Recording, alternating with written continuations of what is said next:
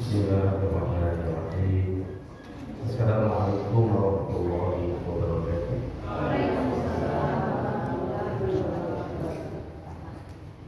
Alhamdulillahirabbil alamin. Alladzi an'ama 'alaina bil iman wal islam. Wassalatu wassalamu ala asyrafil anbiya'i wal mursalin wa ala alihi wa sahbihi ajma'in. Segala illallah wahdahu la syarika lah. Sallallahu Muhammad abduhu wa rasuluhu dan nabi Muhammad kama semua Allah Ta'ala Al-Quran Al-Karim. A'udzu billahi minasyaitonir rajim. Bismillahirrahmanirrahim. Qad aflaha al-mu'minun alladzina hum fi salatihim khashi'un wa yazidahum fadlan wa ni'matan. Semua Allah Ta'ala wa lil muqaffifin alladzina yaqtalu 'ala an-nasi yastawfun wa idza kaluhum aw wazanuhum yakhsarun. Sadaqallahul azim. Nah, saudara kita muliakan Bapak dan Ibu sidang jemaah salat maghrib rahimahumullah. Mengawali perjumpaan kita pada kesempatan ini, marilah kembali kita bersyukur kepada Allah Subhanahu wa taala dengan melafazkan kalimat alhamdulillahirabbil alamin. Semoga senantiasa kita bertahmid memuji Allah sebagai bentuk rasa syukur kita, semoga diteruskan dan bagi kita bentuk-bentuk kebaikan. Amin.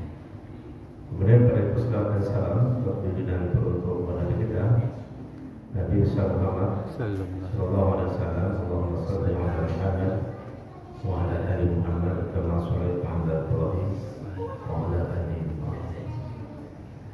Bapak dan Ibu sidang jemaah salat maghrib rahimahullah. Sebagaimana biasa pada Jumat kedua setiap bulannya kajian kita adalah tazkiyatun nafs. Tazkiyatun nafs itu adalah senantiasa kita membersihkan jiwa kita, membersihkan batin dan rohani kita. Yang ini kajiannya adalah bidang ilmu disebut ilmu tasawuf. Ilmu tasawuf, satu ilmu yang selalu mengajak kita, mengingatkan kita jangan lupa perhatikan jiwa kita, perhatikan diri kita, batin rohani, bersihkan, jangan biarkan kotor. Karena Allah sudah menyatakan Bismillahirrahmanirrahim, ya wa nafsi wa ma sawaha fa alhamaha fujuraha wa taqwaha wa aflaha man zakkaha wa qad khaba man dassaha. Jadi jiwa dan penciptaannya, ya, maka kami telah ilhamkan kepada jiwa itu wujud dan takwa. Wujud dan takwa itu, wujud itu dorongan atau ajakan untuk berbuat buruk. Kalau takwa itu dorongan atau ajakan berbuat baik. Itu ada pada diri kita, pada nafsu kita. Maaf dan mazakah bukan khaba man dassaha. Beruntunglah orang yang senantiasa membersihkan jiwanya, sehingga yang dia kembangkan pada dirinya itu potensi takwa. Rugilah orang-orang yang membiarkan jiwa itu dalam keadaan kosong. Dalam ayat ini tidak disebutkan orang beruntung itu orang yang sehat badan, tapi orang yang beruntung itu adalah orang yang senantiasa membersihkan jiwa di dalam dari dirinya. Dan orang yang merugi itu orang yang membiarkan jiwa itu dalam kotoran. Banyak penyakit-penyakit yang melekat pada jiwa kita. tasawuf Bapak Ibu salah satu upaya untuk itu. Bagaimana kita senantiasa tazkiyatun nafs, membersihkan jiwa kita supaya dia bersih sebersih-bersihnya. Ya, bagaimana cara membersihkannya Ustaz? Supaya jiwa kita bersih, ambillah seperti contoh sebuah gelas yang berisi air. Kalau ada gelas Bapak Ibu, lalu dalam gelas itu ada air yang sangat keruh, hitam pekat, itulah gambar jiwa kita itu Pak. Karena Rasulullah katakan setiap seseorang melakukan keburukan, maka itu sama seperti meneteskan tinta hitam ke kain yang putih. Jadi setiap kita melakukan keburukan, maka ternoda kebersihan jiwa kita, seperti ternodanya kain putih oleh tinta yang hitam. Lama-kelamaan dia ibaratkan putih jiwa kita yang bersih itu akan hitam, gelap gulita. Nah, kalau kita bayangkan seperti gelas yang berisi air yang sangat kotor dan hitam tadi, jiwa kita itu bagaimana cara kita membersihkannya? Yang pertama, caranya adalah bukan membuang gelas itu, ya, tidak kita buang, tapi mana cara? Masukkan terus kebaikan. Ketika kebaikan selalu kita masukkan, yang buruk itu akan keluar.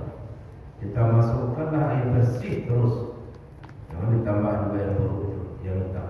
Masukkan yang bersih terus, masukkan terus air bersih. Lama-lama yang kita tentukan keluar, maka air yang ada dalamnya berubah jadi bersih. Jiwa kita ini kalau selalu yang kita masukkan itu amal-amal yang baik, maka dia akan mengukis keluar yang buruk-buruk. Bukan tinggallah jiwa itu dalam keadaan bersih. Yang di dalam bahasa agama, jiwa kalau sudah bersih itu disebut orangnya sudah sampai ke tingkat qalbun salim. Jiwa yang bersih, hati yang salim selamat. Tidak masuk Allah bukan salim. Dan orang yang akan mendapatkan kebajikan insyaallah nanti adalah orang yang datang, kecuali dia datang dengan hati yang salim tadi. Wah, itu Bapak Ibu, tidak jelas itu. Hanya orang yang datang kebetulan kehadiran Allah dengan hati yang salim lah, yang nanti akan mendapatkan kebajikan insyaallah subhanahu wa ta'ala. Amin. Jadi kalau itu kita punya tanggung jawab dalam hidup kita ini untuk memperhatikan aspek yang batiniah itu, bukan yang fisiknya saja yang kita urus. Ya, bukan itu bagian dalam. Ya, nah, itu makanya yang kita sebut dalam bahasa agama jiwa kan namanya, atau hati kan namanya, qalbun kata sama saja. Bapak Ibu berarti, maka oleh sebab itu tugas hidup kita ini seperti air yang berada dalam gelas yang kotor tadi, selalulah masukkan yang baik supaya buruk itu keluar.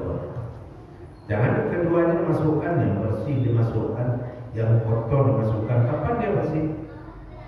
Bisa dia bersih itu, dia akan keruh selalu. Yang baik dilakukan juga, yang buruk terus juga tidak akan pernah juga kita bersih. Dia akan berputar-putar di situ saja. Maka pada malam ini dalam rangka kita membersihkan dan mentazkiyatun nafs jiwa kita, ada satu sifat dan perbuatan dalam tasawuf yang harus kita perbuat. Namanya adalah waraq. Waraq ini sudah menjadi kamus besar bahasa Indonesia. Apa waraq itu? Berhati-hati, waspada, jangan sampai terjerumus kepada hal yang buruk. Bapak Ibu, saya ingin memberikan contoh atau ilustrasi bagaimana perbandingan hidup yang tenang itu, hidupnya nyaman itu dengan yang tidak. Begini, kalau seandainya ada yang tersangkut di kerongkongan kita, apa biasanya tersangkut di kerongkongan kita? Tulang kecil, tidak besar. Selagi ada tulang kecil itu di kerongkongan kita, bagaimana perasaan kita? Nyaman loh, tidak nyaman. Dia risak, dibawa ke sini tidur tidak mau, berboleh ke sini tidak mau, mata tidur tapi hati bertambah karena ada yang menyangkut di sini. Selagi ada yang menyangkut di sini, tidak akan pernah terasa nyaman pada diri kita Betul. Selagi ada yang menyangkut kecil cuma, tapi menyangkut di sini, kita akan gelisah, tidak susah tidurnya, macam-macam gelisah. Ketika ada yang menyangkut di dalam diri kita, ini contoh apa ini? Inilah contoh jika dalam hidup kita ada sesuatu yang tidak baik, maka dia akan membawa hidup tidak tenang. Jadi jika hidup kita ini ada yang menyangkut yang tidak baik di dalamnya, maka jangan berharap hidup ini kan walaupun kita bergelimang dengan senang itu kan tergantung kepada apa senang itu. Senang itu tergantung kepada fulus. Apa itu fulus? Uang.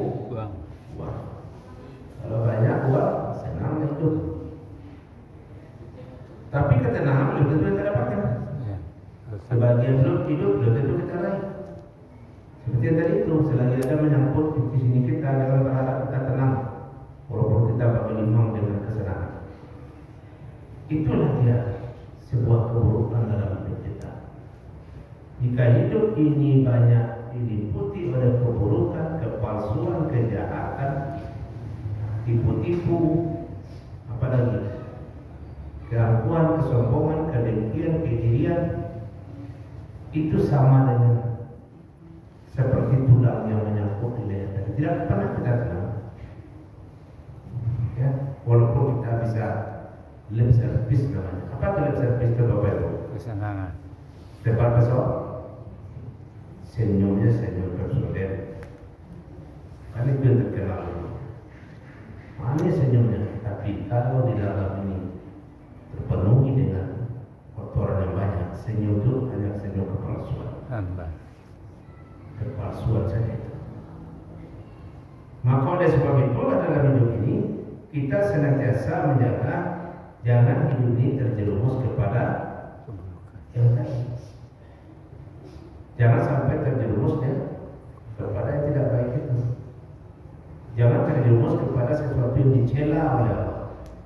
Jangan terjerumus kita kepada sesuatu yang dibenci oleh Allah. Ya. Karena Allah tidak suka kepada siapa. Dari surah yang kita bacakan lewat tadi surah Al-Mu'minun. Semua itu orang mukmin itu siapa orang mukmin yang beruntung? Orang yang mendekat dalam salat mereka. Kemudian siapa lagi? Orang yang berpaling dari yang tidak berguna dalam hidup. Berpaling dari yang tidak berguna itu artinya orang itu hidup penuh hati-hati sehingga dia tidak terjerumus kepada yang tidak bermanfaat dan tidak berguna. Bahasa tasawuf tersebut wa'ara. Jadi wa'ara itu apa artinya? Berhati-hatinya kita dalam hidup sehingga kehati-hatian kita itu menjadikan kita tidak terjerumus kepada sesuatu yang salah. Karena sesuatu yang salah, sesuatu yang tidak baik dalam hidup, dia akan menjadi apa tadi? Penghalang dalam tubuh yang membuat kita tidak akan nyaman. Maka dalam Al-Quran kita akan menemukan larangan-larangan jangan begini, jangan begini, jangan begini, jangan begini. Itu artinya apa itu? Sama dengan orang kita tadi jangan makan tulang itu, jangan makan tulang. Kalau makan tulang yang pun di sini nanti maka pada saat tidaknya aman. Tapi ada juga kita sudah dikasih tahu jangan makan tulang itu makan nyangkut dari sini ya baru. Gitu. Nah, kesempatan ini kita akan mengkaji ada 3 hal yang Allah larang betul kepada kita. Jangan masuk ke dalam jiwa kita, jangan masuk ke dalam diri, dan Allah cela itu. Dan itu dalam kehidupan sehari-hari kita perbuatan yang dicela itu, perbuatan yang bisa menjadi tulang-tulang di dalam kolom-kolom kita yang menghalangi kita mendapatkan kedamaian. Apa saja itu? Di dalam Al-Quran itu ada kata wailun di bawah. Pernah kita ulang? Nah, kata wail. Wail artinya apa itu? Celaka lah ya. Celaka lah kalau kita kecelakaan atau kecelakaan itu kan celaka orang melakukan perbuatan seperti itu. Namanya wail. Tentu saja apa bunyinya? celakalah orang yang sholat. Jadi orang yang sholat saja ada yang celaka. Maksudnya celaka itu artinya apa?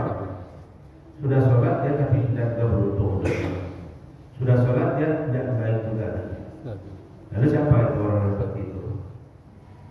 Orang yang dalam sholat mereka itu mereka bersifat dengan sifat sahur. Sahur apa? Nah, itu maksudnya apa? Hatinya tidak sepenuhnya dalam beribadah kepada Allah. Dan hati yang penuh itu dalam Al-Quran katakan tabtila. Dalam kita beribadah itu kenapa ibu hendaklah kita melakukan ibadah dengan tabtila sepenuh hati. Jadi dalam Al-Quran ada terutama kata wailun itu beberapa kali. Yang itu berisikan tentang celaan-celaan Allah kepada perbuatan-perbuatan kita. Jangan sampai kita lakukan. Kita kaji 3 pada kesempatan ini. Pertama kata wailun yang kita temukan di dalam surat Al-Humazah. A'udzubillahi minasyaitonir rajim. Bismillahirrahmanirrahim. Kita baca ya.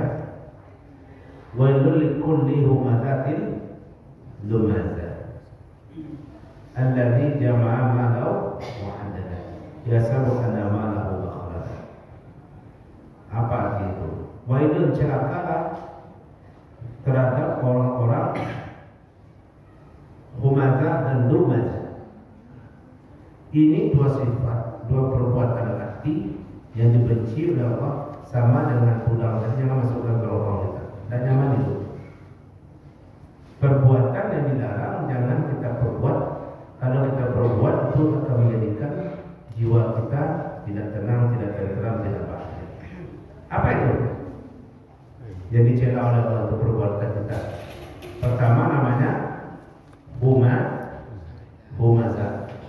Yang kedua namanya lumazah. Apa beda humazah dengan lumazah? Ya.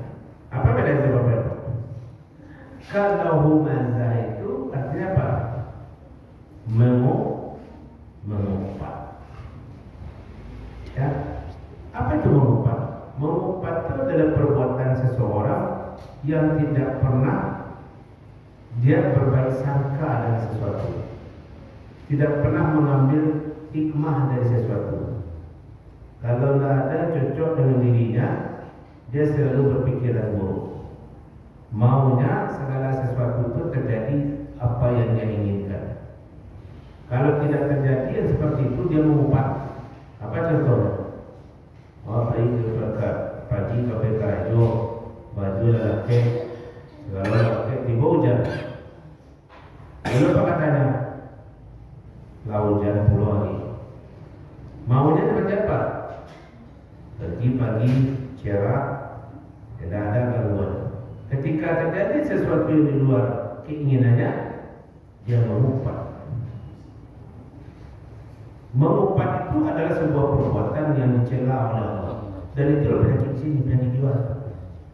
Allah cela orang yang kalau memiliki sifat seperti itu ya kalau lazim menafik utama akan dicampakkan ke dalam neraka nanti. Satu neraka namanya neraka Allah. Yang dimana ketika mereka sampai ke sana, panas dari neraka itu akan menusuk sampai ke jantung nanti. Benci sekali Allah. Dan Allah tidak menyukai kalau hambanya menaruh sifat itu dalam jiwanya. Apa itu? Suka mengumpat. Suka mengumpat apa? Tidak pernah puas dengan sebuah keadaan. Maunya segala sesuatu terjadi bagaimana keinginannya. Hujan datang, mengumpat. Panas hari, panen hari. Payah angin panas. Hujan hari, berang dua. Awak kalau tak muat hari hujan. Aku dapat dia maklari ko kunci dia. Tidak kemanjamuan yang dipertanya begini hari. Kalau loknya ada bertanya begini hari. Kamu aja boleh itu ketujuannya. Tidak. Adakah yang seperti itu kita? Padahal Allah berikan sesuatu pada diri kita. Segala sesuatu yang Allah ciptakan berikan kepada diri manusia dan kita itu ada hikmah masing-masing. Ada rahasia yang tidak terjangkau oleh diri kita.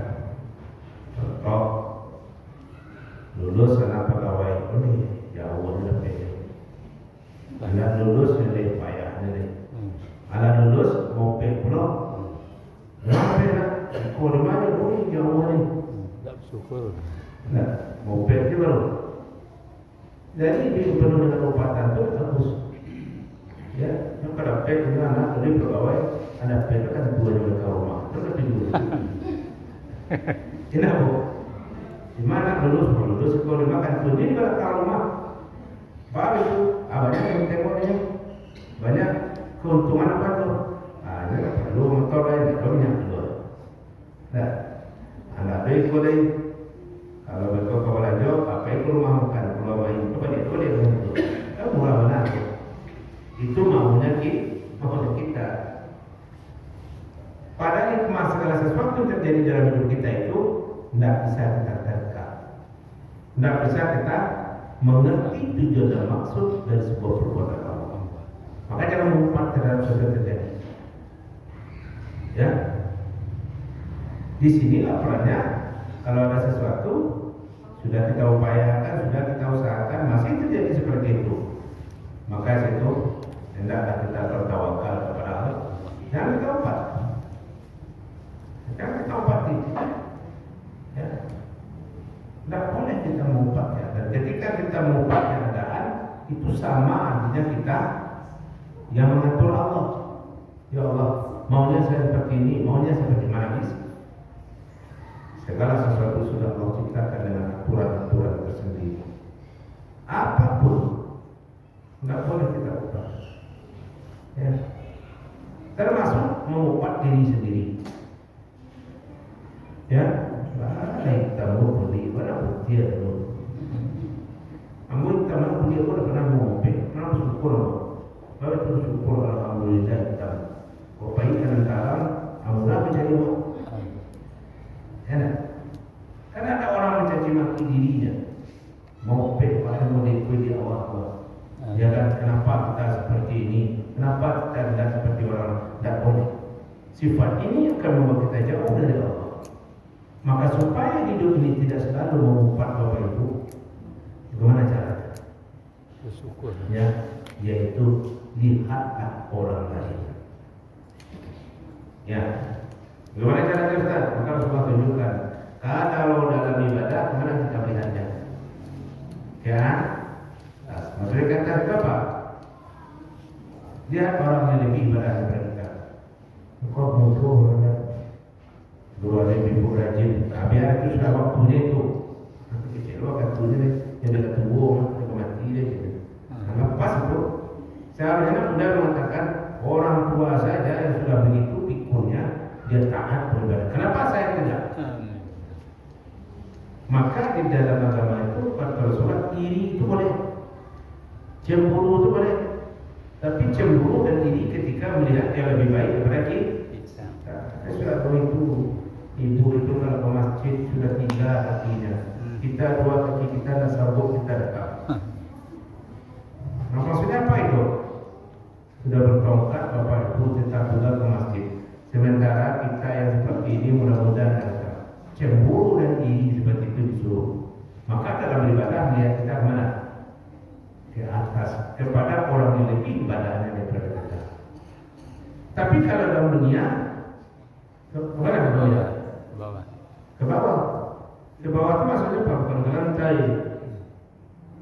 Ke bawah sih bu jadi bu atau Ustaz bawah dalam hidup jadi ke bawah dari. Sudah terlihat namanya itu. Mama melihat orang di samping kita supaya hidup ini syukur nikmat. Lihatlah orang yang kurang daripada kita. Karena empat hidup itu. Tidak. Ada POC.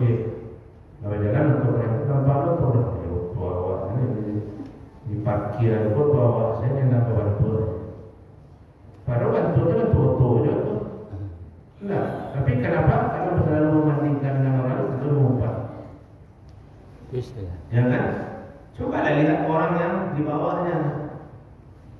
Ya, saya ibu kemana-mana pakai motor, racing setiap kali. Kadang-kadang kita rasa satu itu 8. Ini dari subuh berangkat ini sampai malam. Pergi subuh pulang malam. Pakai motor kemana-mana. Apa kata orang Ustaz?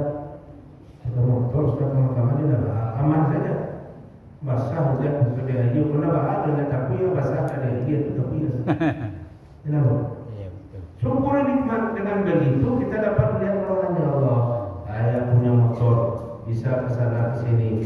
Ada saudara kita yang tidak punya, terpaksa berjalan kaki.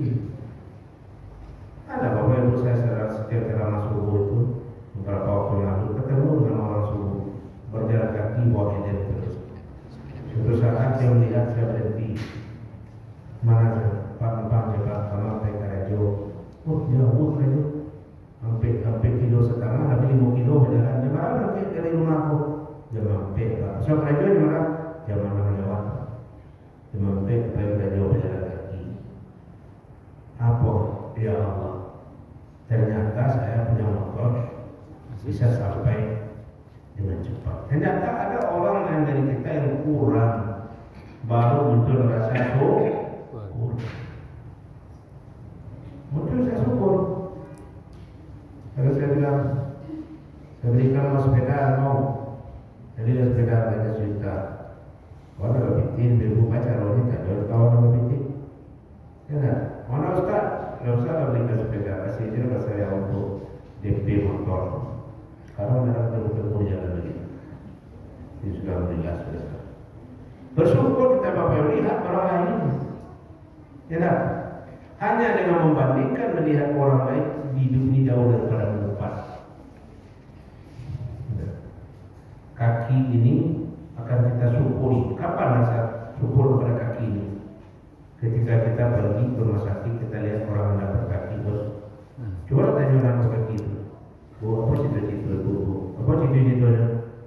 Membawa kaki, membawa pasangan dia. Ya tak? Kalau kita ketemu dengan orang yang sakit mata, yang buta matanya, coba tanya apa maunya Bapak Ibu? Saya ingin kembali melihat. Nah maka ketika kita masih dikaruniai Allah mata melihat, kaki masih sehat semuanya, jangan nemu. Tidak percaya Ibu, begitu berarti gigi, pergilah ke rumah sakit gigi. Di sana tuh banyak orang yang medik gitu. Tanya, gimana rasanya dapat gigi? Waduh, dapat gigi ini hampa rasa dunia ini. Tidak hampa. Kalau ada di mama, wah nangis bukan aku nangis. Kurang makan kerupuk, wah anak di rumah. Kok ada medik? Cuma kalau medik, bapak. Saya lagi awal medik, boleh ya? Aku syukur lah, tapi jadi boleh saudara-saudara bersyukur. Maka perbuatan yang Allah benci dari seorang hambanya adalah itu namanya umat. Jadi hati ini jangan perlu melupakan, syukuri. Kalau ada tertahan rezeki kita bukan Allah benci kita, mungkin belum bukakan kerannya. Begitu Allah bukakan kerannya, mana tak selalu pulang kita menampung. Oleh sebab itu jangan hati ini pernah berburuk sangka kepada Allah. Jangan berburuk sangka. Itu kita jangan jiwa hati kita ini. Itu namanya. Yang kedua lumah itu artinya apa? Empat kali ini adalah mencela. Berkaitan dengan apa? Celaan itu berkaitan dengan harta. Kalau kurang hartanya, waduh, harta bohong ibunya. Ya, masuk duit rekeningnya 100.000, 200.000, sejuta, diam dia. Tapi kalau hilang duitnya 1.000, oh luar biasa rupanya mencela. Dan sifat seperti ini dikatakan adalah sifat-sifat orang yang suka menyebut harta. Kalau berkurang hartanya itu, dia akan mencela.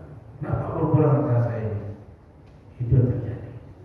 Dua sifat di hati kita bercokol yang Allah tidak suka itu. Allah tidak suka itu daripada kita. Ya, tidak suka.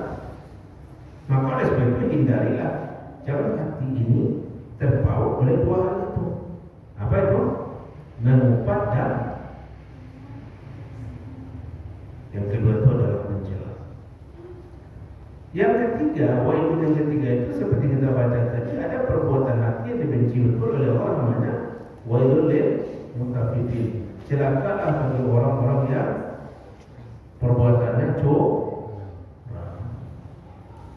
salah satu yang harus kita jaga hati ini jangan sampai bersifat curang. Apa ciri-ciri contoh orang curang itu Pak Ibu? Dalam surah Mutaffifin ini sudah jelaskan orang-orang Mutaffifin, orang curang itu adalah apabila di sini dikatakan ya, apabila mereka menerima takaran dari orang lain minta dipenuhi. Apa Bu? Orang yang curang itu kalau dia menerima takaran dari orang lain minta dipenuhi. Ada namun dia di tiap amalan sekitar alur boleh deh. Amalan sekitar amalan tambah ada deh. Cuma itu kalau inyo meminta menerima takaran dari orang, namun kurang sekitar. Minta belanjong kali, masa tinggi pula bila minta belanjong kali. Tapi ya kalau mereka itu sebaliknya apabila mereka itu menimbang atau menakar untuk orang lain, mereka kurangi. Kalau ini apa menerima, tidak berlebihan. Kalau ini menimbang untuk orang lain, dikurangi. Apa soalnya nama itu? Cidus. Tahu berapa cidus? Licin. Cidus. Cidus apa? Licin. Licinnya dan licin. Oh, kalau untuk orang dia menimbang bagaimana caranya dia upaya berkurang. Dan ini adalah salah satu sifat yang hadir di tengah masyarakat Madian. Baca nanti surat Yusuf ayat 82 sampai ke bawah. Dikisahkan di situ ada masyarakat dulunya yang hidup di satu daerah namanya Madian. Kalau Madian itu terkenal oleh kita daerah apa itu? Daerahnya Nabi Syuaib. Nabi Syuaib kan salah satu dari Rasulullah. Tempat kampung itu namanya Madian. Ya. Dan Nabi Syuaib diperintahkan oleh Allah untuk mengajak orang kampung itu beriman kepada Allah dan merubah karakter mereka. Apa karakter masyarakat Madian yang sulit berubah oleh Nabi Syuaib? Atau curang. Ini dia. Terkenal sekali itu. Ya, masyarakat yang hidup di zaman Nabi Syuaib itu sangat curang. Semakin curang dia, maka dia semakin mendapat pujian. Dia hebat. Ya, semakin lihai dia itu curang, maka itulah dikatakan orang yang paling hebat. Maka di bawah timbangan mereka itu tanpa diketahui oleh orang ini, itu ada yang diselipkan kayak batu.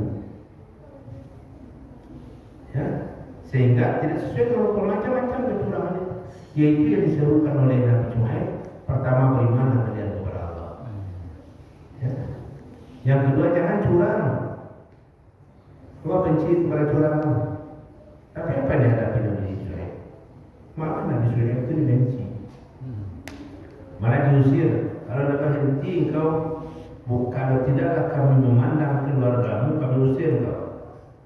Nah, itu aja yang sama Nabi Syuaib. Kalau tak agak keluarga engkau lah, kami usir dari kampung. Matur-atur hidup kami, melarang-larang kami curang. Itu tidak ada pada diingatkan oleh Nabi Syuaib, jangan curang, nanti turun azab kepada kalian. Apa jawabnya?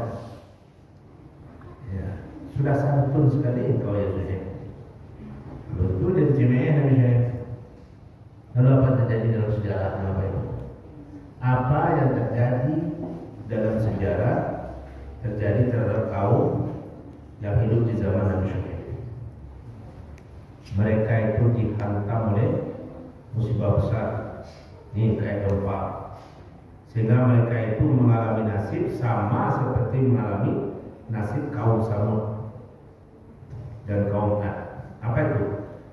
Datar mereka tanpa bekas kata Allah. Mereka tidak sudah disebut itu. Mereka itu datar seperti tidak bersisa lagi.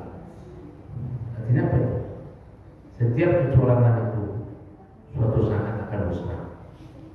orang yang hidup dibangun di atas kecurangan, maka kecurangan itu akan menyerang dirinya. Sejarah akan tenggelam dia. Jadi kita jangan curang, ya. Jangan curang kita dalam bentuk apapun, jangan curang. Kecurangan itu banyak biasanya dalam usaha kita. Kadang-kadang kita ingin mendapatkan apa yang lebih banyak, untung yang lebih berlipat. Tanpa kita sadari kita curang. Jangan. Dia akan kembali kepada kita. Kecurangan itu akan menjadikan hidup ini jadi tidak berarti. Oleh sebab itu 3 hal ini dalam hidup kita yang sering kita temui hindari itu. Apa yang kita perlu?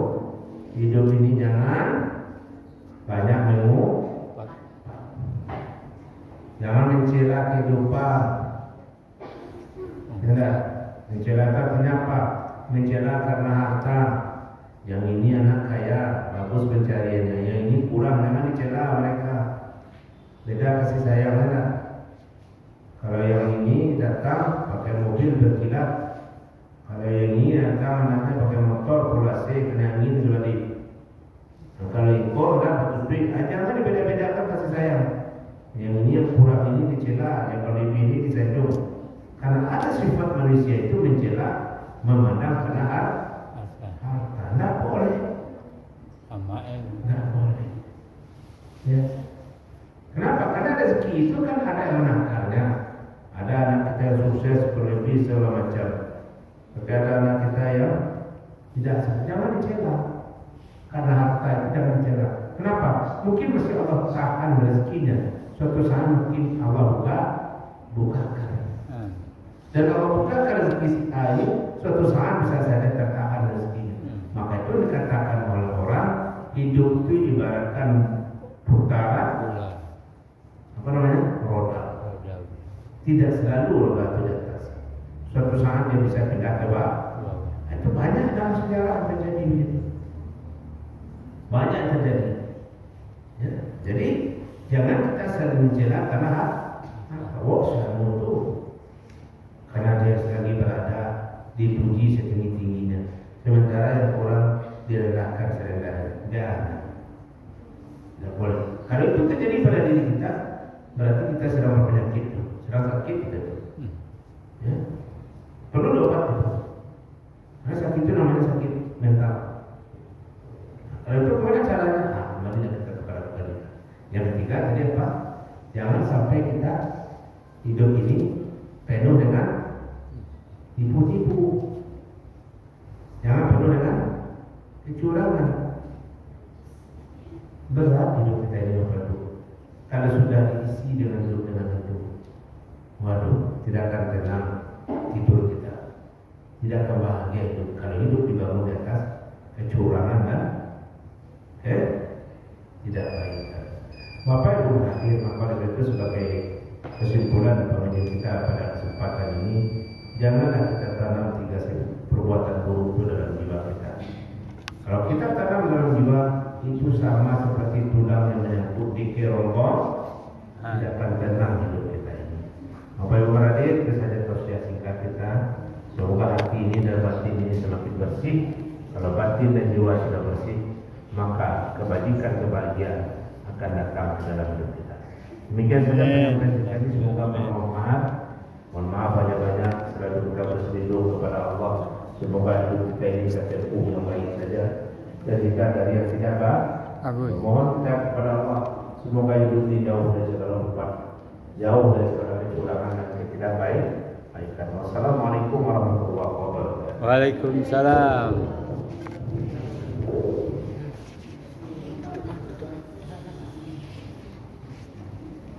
Saja Ustaz.